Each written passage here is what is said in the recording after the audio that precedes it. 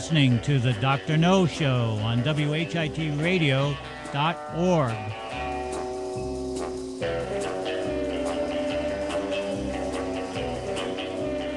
All right, it's the Dr. No Show with Mia and Michelle.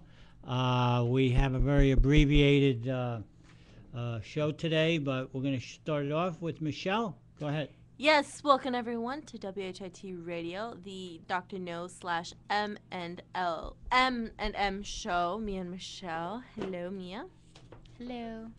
Okay, we have a brief, short show. We kind of put it together right now, but like in 2 minutes. Yeah, because we just had a show on San Francisco earthquake of 1906. If you haven't heard it, press the link. Yes. But I have something on a search related to 1979 Eaton Pat's case underway in New York City. The investigators began jackhammering into a basement of a commercial building in Lower Manhattan on Thursday as part of a search for a 6-year-old boy who disappeared in May 1976 on his way to a bus stop in New York City. Police say we're looking for human remains, clothing, and personal effects. Eaton Pat's disappearance, considered a high-profile cold case, prompts authorities to splash the kid's image on the sides of milk cartons in hopes of gathering more information. It is thought to be the first time that was taken for a missing child.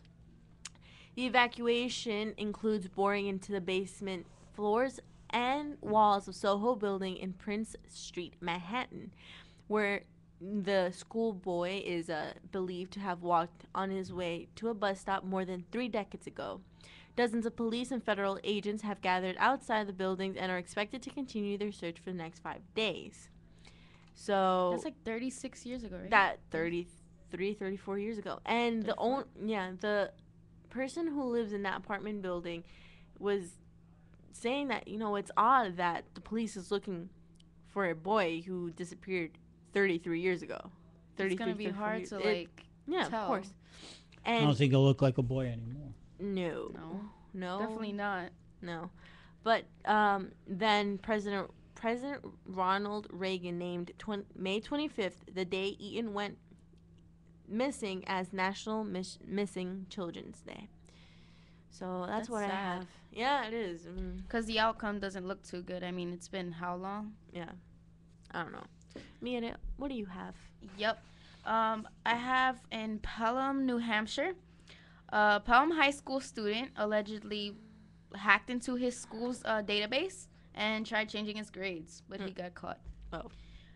School officials said a student managed to hack into the system, but was caught maybe 10 minutes later. Wow. I was surprised that someone could actually do it, Usually I don't think someone would have the mind to be able to do that.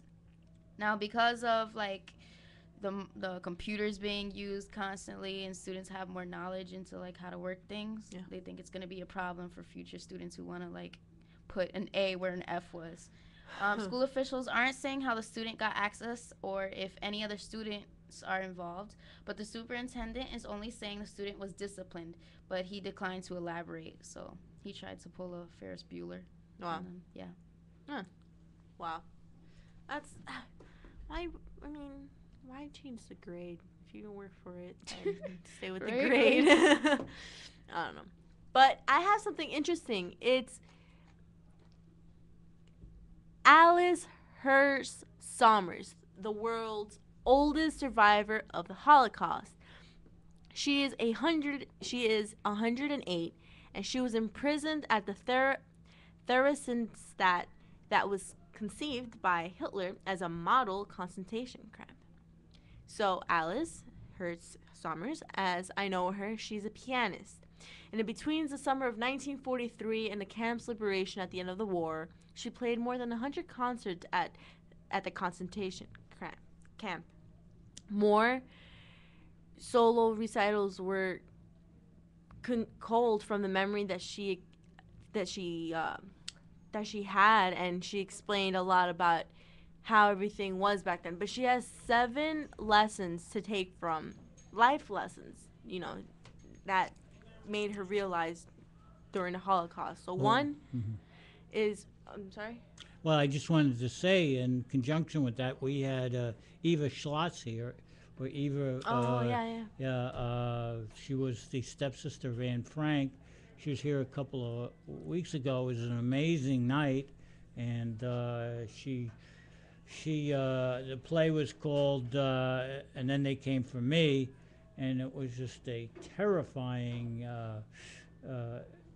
play about her life when she was 15 years old, and she was in Auschwitz, the infamous Holocaust camp run by Hitler, and what she had to endure along with her mother and her father and her That's so sad. Yeah. and her brother. It was just a riveting night, riveting performance, and I got to meet her a little bit, and so Wow. very profound. Yeah. Well, the first lesson that Alice gives is hatred only begets hatred. So she recognizes that anyone, anywhere, and at any time can adopt hatred, and worse, can infect others with its venom. Hatred that may begin with one person, like a single pebble cast in a lake, can spread out incredibly to larger and larger groups. 2, love your work no matter the situation. 3, she says that on her 3rd day in the concentration camp, she was told to play at a recital following week, but she responded that she needed to practice. And the next morning, Alice found in the room that she had been assigned a 9 to 10 practice slot. So she played a Chopin song, and what her lesson was, hi, Mia, I need you over here. What Perseverance. Sorry. Perseverance. Perseverance. Oh my Oh, gosh. say it, perseverance. Perseverance. There you go. Thank you. Mhm. 4 is in routine, there is hope. 5, if you have something spiritual, you don't need as much food. 6, complaining does not help. It makes everyone feel bad. 7, faith is stronger than fear. So that's 7 life lessons to take from the oldest Holocaust survivor, Alice Hertz Sommers. We can all learn a lot from Right. her. I mean, Yes. we complain about these totally minor things, and look at what she's gone through. Yeah, that's true. Yeah.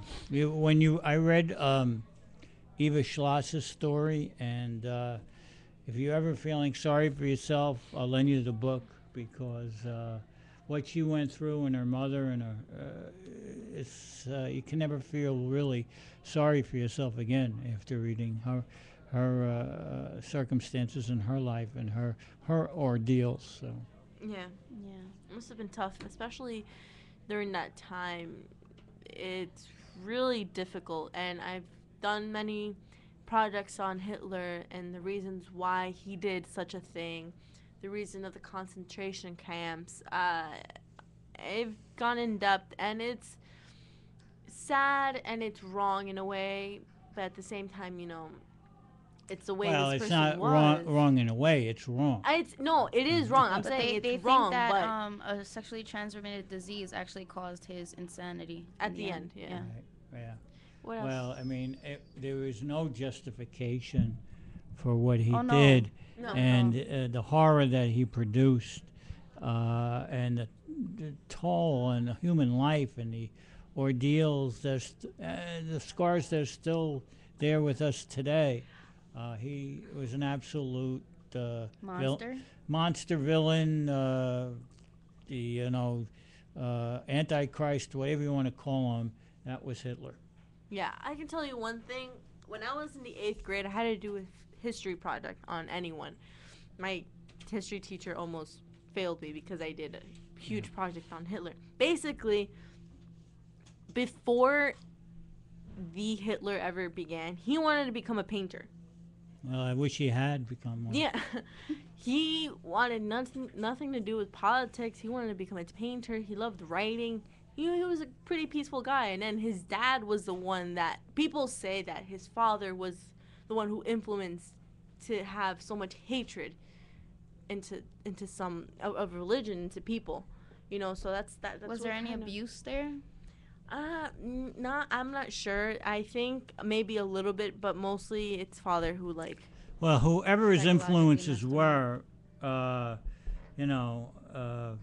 they were terrible influence. I mean, I don't know how you can grow up with that hatred in your heart. But anyway, that's our show for today. All right, this was WHIT Radio, the M&M show. We'll be back tomorrow. Bye. Bye.